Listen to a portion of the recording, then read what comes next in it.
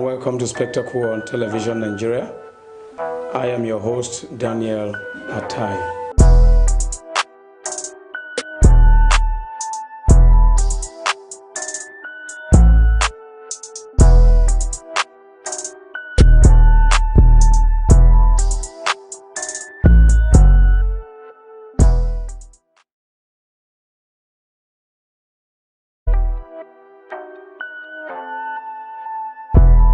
Welcome to Spectacle on Television Nigeria. I am your host, Daniel Atai.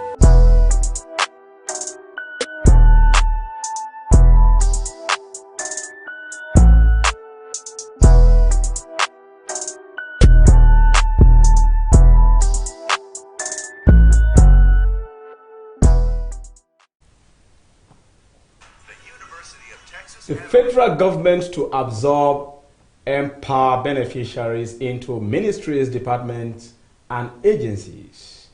And on our second story, we have the Companies and Allied Matters Act, CAMA. And pastors like me are not to be afraid of accountability, says the Vice President, Osibanjo. Welcome to Spectacle. I am Daniel Atai. We take a short break, and when we come back, I shall be analyzing it with you, the audience, and my in-house analyst in the studio. Please stay tuned. The issue here we have to begin to look at is that at the time of independence, I don't know if there was a trajectory to where we are going to. But how could it be that credible, free, and fair under manual conduct of election? That is where our problem lies, and that is why people are now seeing that, advising that we should move, that the world has gone into digital. We should move from the manual to the digital.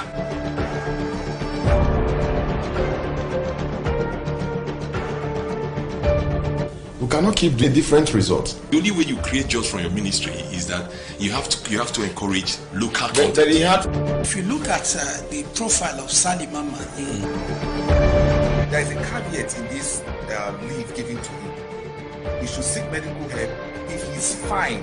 Welcome to Spectacle on Television Nigeria. Spectacle on Television Nigeria.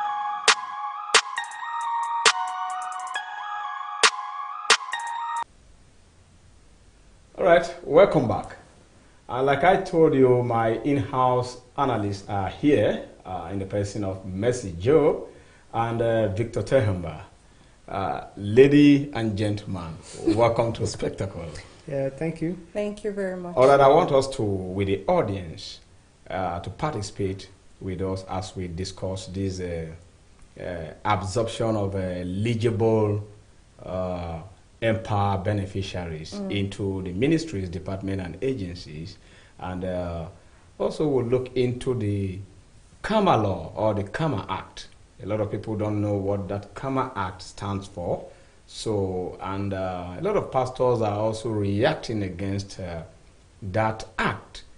Is it bad? Why are they reacting against it? And how come they obey this act abroad and not in Nigeria? With reference to the statement of Vice President Osibanjo, who says pastors like him will not be afraid of accountability, which means it's a question of accountability. Yeah. So I will give you the first story to read for us from the Minister of Humanitarian and Disaster Management. So go ahead, Mercy Joe, and give us that story. All right. The Minister of Humanitarian Affairs, Disaster Management and Social Development, Sadia Umar Farouk, on Thursday said the federal government plans to absorb eligible NPAR beneficiaries into ministries, departments, and agencies, that's the MDAs. The minister, who disclosed this in a statement issued by her special assistant on media, Mrs. Nneka Anibeze, urged beneficiaries of the program to exercise patience and wait for further directives from the government. She made quite a couple of statements here. We have directed focal persons of national social investment programs in the state to submit an updated list of the exited NPower beneficiaries that are interested in participating in the transition plans of the ministry. Meanwhile, approval has been given for the payment of the outstanding stipends for the exited NPower batches A and B beneficiaries. All right. And audience, you can participate with us using the phone lines that are displayed on the screen. And in case you cannot view it, you take your pen now and write them down. Any question you want to ask as regard these two topics on discussion, you can call in through the MTN line, the WhatsApp line, and ensure that you are civil about it, and then we give you a reply from here whatsoever. And those of you who are also online could check the Nigerian news online. The whole stories are there. Just Google the Nigerian news. The Nigerian news. You will get the stories from there. So the numbers are 08137015949. I repeat, 08137015949. And if you wish to use the Glow line, it's 0705432 7616, 07054327616. Especially if you are an NPower beneficiary, you can call to ask questions about the topic on discussion. Now, Victor, I begin from you. The Minister of Humanitarian, Hajiya Umar Farouk, has said that the President has directed that those eligible, those who are beneficiaries, should be absorbed into ministries, department, and agency. Do you see that as a welcome development? Absolutely, it is. That is a very fantastic development, and I think that is what I will now say. It's employment, not the whole initially of saying you are going to train 500,000 people and then you call it an employment opportunity for them. Because that's only a preparation. Yeah, that's just a preparation, and then lasting. Yes. And you know, when you even go through the different definition of unemployment, underemployment, and then those guys, you cannot really categorize them under the bracket of employed young people and all of that. So now for the fact that this president has come up with the idea that they should be absorbed into different ministries, government parastatals, and agencies, I think that's a very welcome idea. Now they can get those kind of employment and feel very comfortable at home that I have a job that I get to report to every morning. There is job security, and they know they are going to do it for a very long time. Yeah. Yes, and because some challenges, there were a couple of challenges with the NPower scheme, because most of the youths, they were laid back about the registration. In as much as there were still lots of entries for the registration, there was still majority of the youths laid back in the sense that, it's just going to be for a period of time, and after that, I'm still unemployed. Okay. But a period of time like when the president is going to be off the seat, and if the federal government wants continuity in government, it means it could continue. It's not going to be off. Now that they have set the record straight that those benefiting should be absorbed, I think it has come to stay. Meaning that, like Victor said, employment. Just like you say, when you talk about this and continuity of government really wants continuity. We had things like Uwina or Shopee, or thereabout, before we now had the NPower. So I believe that there was no need creating NPower to replace Shopee or Uwin. It was just basically the same thing, trying to empower young Nigerians. So it's more like every government trying to come up with their own idea. So at that time when I saw NPower, I was thinking like, what is the sustainability of this NPower? At the end of the day, maybe a new government comes in and look like we want to have our own idea, our own scheme, our own project, that we can call that this is what we basically did in government, and all it's of just like how, for instance, the NYC, it has come to stay since its initiation. Exactly. No, what happened? What we were following the issue of Shopee. Shopee originally means a subsidy reinvestment program, and then when you say reinvestment, the portals were not explicit the way NPower is now. That is one. Like me, I tried to enlist into Shopee then. I couldn't. But you see some party faithfuls, the PDP regime then, some of the party bigwigs, they hijacked it. I saw a lot of buses that they were bought. One person owned like 3 buses using pseudonyms. I'm telling you, I have the evidence even to today. So it made some of us to feel like this Shopee of a thing is only for partisanship. But unlike the empire, the president, like you have witnessed, is not even a party man. Somebody that just give order whether the political party he comes from is benefiting or he doesn't care. But he said he should serve the nation.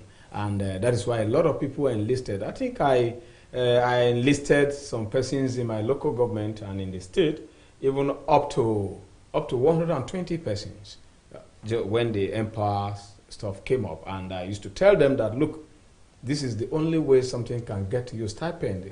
Graduates roaming about the street.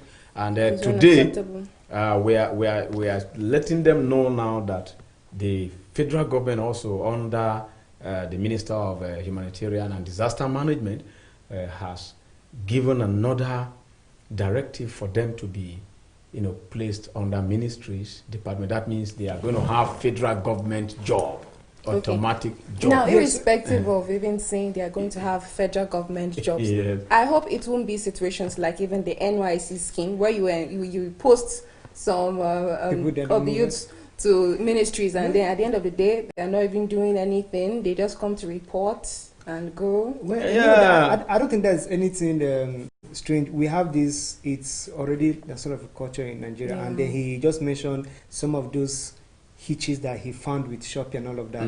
Those same things you basically complain about Shopee, it's also present in Empower. Yes, especially the homegrown feeding.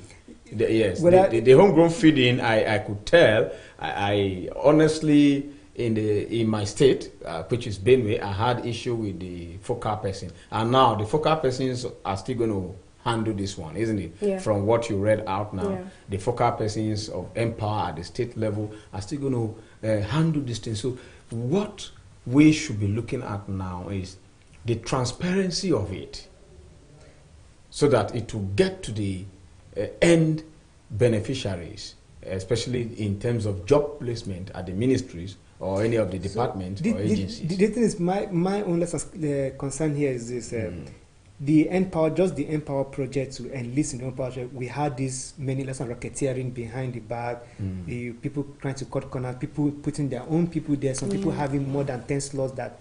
The payment of 10 slots were going to just one person, some people 20 slots and all that. This was just for the Empower people just to collect 30,000 naira a month. Now they are going to move into ministries and departments where they are going to be paid much more higher, and then you would think that this is not going to happen.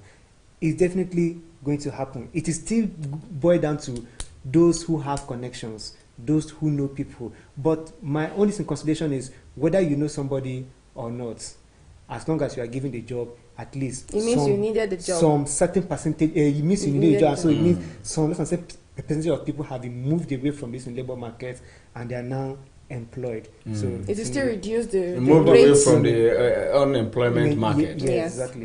Reducing the rates, regardless of whether they use their connections to go there, because if you don't need a job, you won't be looking for connections to get in. I know, but if you, like they said, is open to beneficiaries, it means if you are already an eligible who is benefiting, you can, of course, you have your data. It means you've been receiving one stipend or so. And from what I saw here, it said, meanwhile, approval has been given for the payment of the outstanding stipend for the exited Empower batches A and B beneficiaries, which means they are still going to be paid. Those that were exited, they are going in June. In June, they are going to be paid the batch A and batch B. And which means they too are considered to be enlisted in the ministries, department, and agencies, isn't it? Yeah, but it's not. I think the main thing is from this particular batch. This batch, not even the previous the current ones. eligible. I think it's just stipends for the rest batches that have exited. Anyway, audience, if you are watching us, this is Television Nigerian Spectacle on TVN, and you can call the numbers if you want to contribute your quota to the program. like I said, 081-3701-5949. That is the number you can use to reach us. You can also use it on the WhatsApp. It is displayed on the screen now, waiting for your call while we move straight to the second story. And the second story has to do with the CAMA. What is, first of all, CAMA? That is the Companies and Allied Matters Act 2020. What is it all about? That a lot of pastors are saying they will not obey it and they are going to fight back the FG using all means. And we are certainly worried that these pastors also obey this CAMA law in Europe and America. How come they wouldn't obey it in Nigeria? I think the Bible said you should obey the laws of the government. And so let's give you brief explanation of what CAMA is. Or Mercy, are you going to tell us what CAMA is? Okay. Yes. What CAMA means? CAMA. No, please tell us. Okay. So, for those of you who don't know what CAMA means, in concise terms, this is what and explain. They say when you register your business or organization as a charity or non-governmental organization, it means that whatever funds that comes in and goes out is for the public and not for your personal use. Mark that word. Whatever fund that comes in, since you register it as a charity organization, business organization, or NGO, whatever comes in is for the public use and not your personal use. You are accountable to the public. In exchange, the government exempts you from paying tax. The government exempts you from paying tax because your company is registered as what? NGO, a non-governmental or a charity organization. That is how it works. Also, the government has the power to monitor and regulate such tax-exempt organizations. Those organizations that are exempted, the government has the right to monitor and regulate your organizations to make sure that the funds raised are for the public as stipulated and not misappropriated or diverted for personal use. And so that is where it comes to mind. The organizations, the charity organizations, the non-governmental organizations, the churches, the fund they make, are they actually using it for the public, for the as they registered, and that was why government exempted them. So this is how it works globally, including in the UK and in the US. Religious organizations and their businesses worldwide also registered as charities and NGOs. And that is why no church or mosque and etc. or any of their establishments pay tax. They don't pay tax. Now, it is the duty of the government to regulate these bodies who don't pay tax by making sure that the funds they generate rightly goes back to the public and not for personal gain. This is the reason why CAMA was created. I hope you do understand now. The CAMA was created because the government has witnessed and seen that a lot of funds going to NGOs, churches, mosques are being personalized instead of being used for the public. And then now the question is, why are the only Pentecostal churches, for instance, complaining? The Catholics have not made noise. The Methodists have not said anything. So why is it that most of the Pentecostal churches are complaining? Victor, let me ask you that. Okay, well, so let's go on. The reason why it is the Pentecostal churches complaining is because, unlike the Catholics, one person does not be the Catholic Church. Yeah. It's generally owned. So, and then nobody stays there. You can have a listen parish priest here. He might stay there for 10, 15 years, but at a point in time, he's going to be transferred to somewhere else, or maybe less and promoted to become a bishop, and then he goes to another diocese to branch. Yes, to basically stay there. The same thing with the Methodists, the same thing with the Presbyterian, the same thing with the Anglicans, and he go on. But then the Protestants, I say Protestants, okay, or Pentecostals, listen, Pentecostals. Their own case is simply because one man might just wake up and say he has gotten the call from God, and then he sets up his church. Then he puts in the time, sweat into in building the church. Now, at the beginning, you said that these churches don't want to be held accountable. The question is, the question in play is not them not wanting accountability. At every time I've heard any pastor complain about that, is that clause of saying that the government will not have the power to remove the trustees and appoint interim trustees to the board. Now, that is, I'm not even holding brief for the churches to say that is wrong that is right or wrong. Anyway, but I'm just saying that if there were provision more about saying we are going to have to make church more accountable, maybe let's publish your report every year. Let's know what you are doing with your finances. Maybe they might be okay with that. But they are afraid of the fact that I touched so hard to build this church to this level where it's making this money, and then you say that at one point in time you can come, remove these trustees, and then hand it over to somebody else to basically control.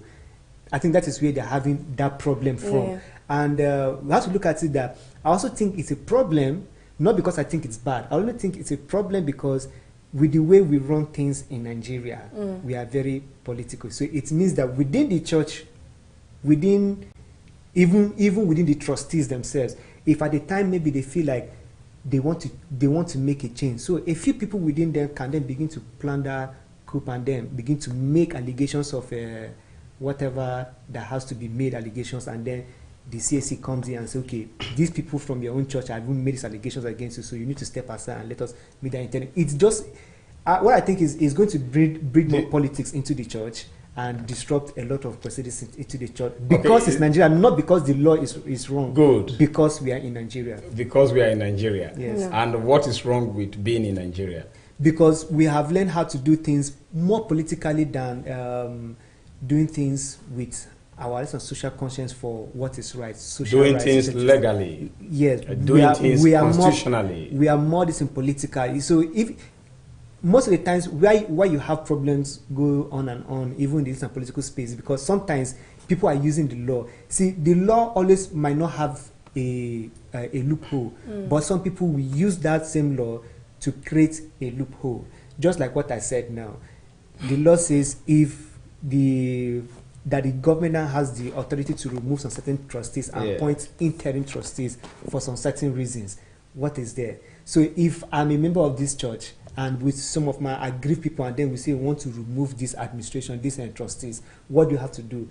Is to begin to lay complaint, write these petitions to the CAC and whoever it is that we need to write these petitions to. Then they go to court and get a court order. Sometimes these court orders are not even less than debated. You don't need to even hear the other party. They just come and show you a reason why they want to take over this trustee board for the moment, and then they go ahead, they get the court order, and then they act upon it.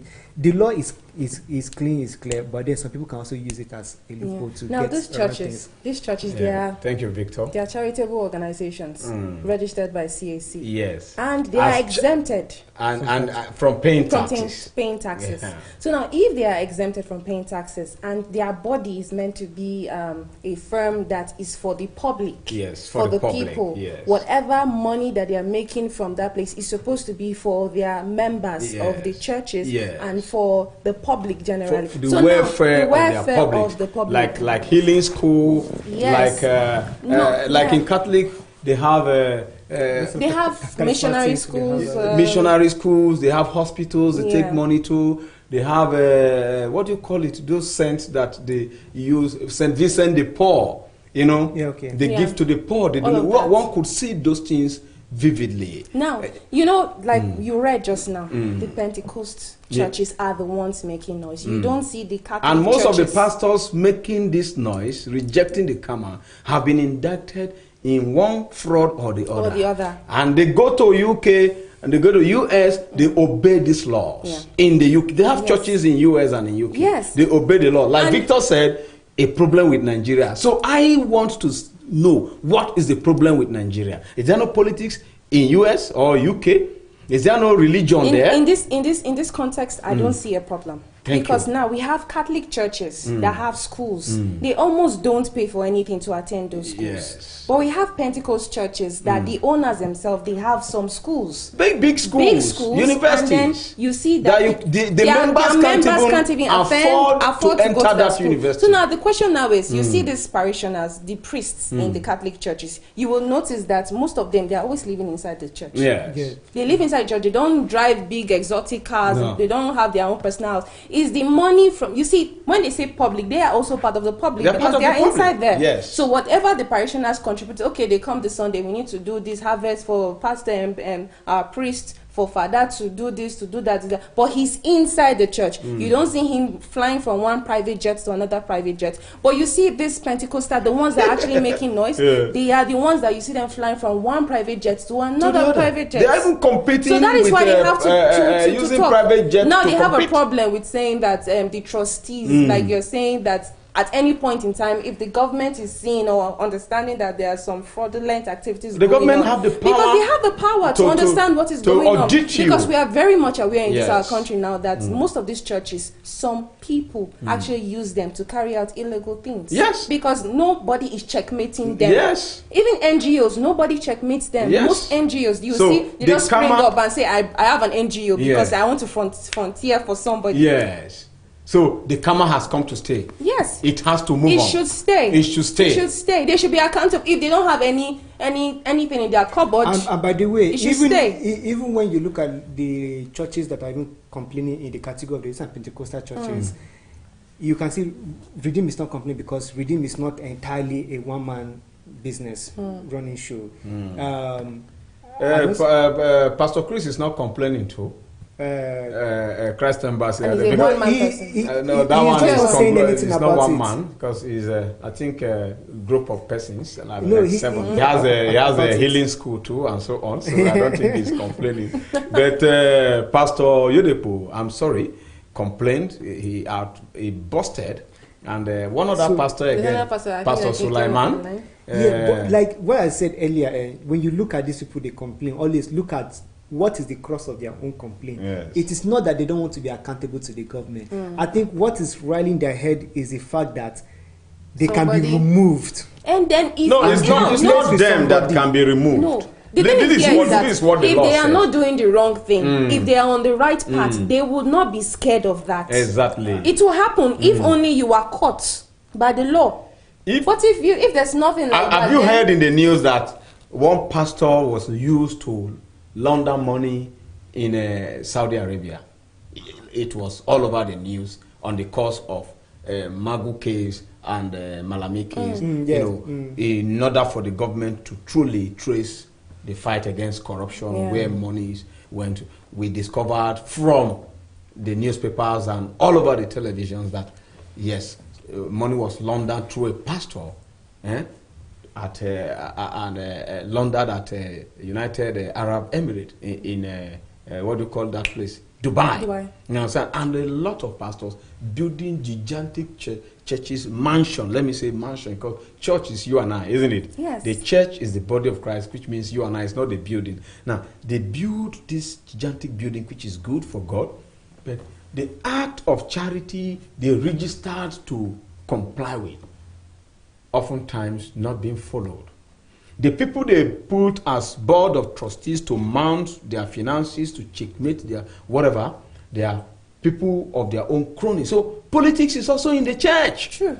Whether you like it or not, so there is politics there, and there is what we call nepotism there. Because if you cannot trust in my church and make me board of trustee to watch over aspect of money, and it has to be your brother, that is nepotism. True. You understand? That is nepotism. So what the government is trying to say is that if you are getting funds, first people are paying tithe. Tithe is for the house of God. The Bible says, bring meat into my house. Yeah? Not as if God wants to eat the meat. The pastors control the tithe. So the trustees, board of trustees controls the tithe. People give offering. Even when you don't have, you give your 10%. You give all you have, your widow's mite. So don't you think that people are giving to God because you said you want to use this money, you register it to the government as a charity organization, and as a non-governmental organization for the public. And then you are flying private jet left, right, and center, and you say the government should not audit you. Then you are not carrying out the scripture. The only problem that most of these pastors should have and should be concerned about, that are coming out to complain that they can be ejected at any point in time, that any fraudulent anything is going on, is that a non-believer will not be the person in position.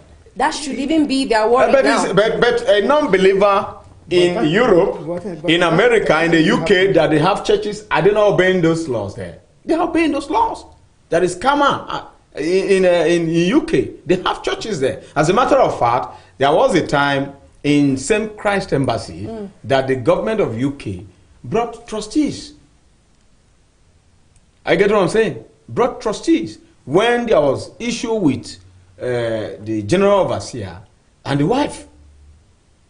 So the government have to intervene, audit the account, and everything was intact. They found out that, okay, everything was intact. And the government brought their own in the interim. And that is how it is done.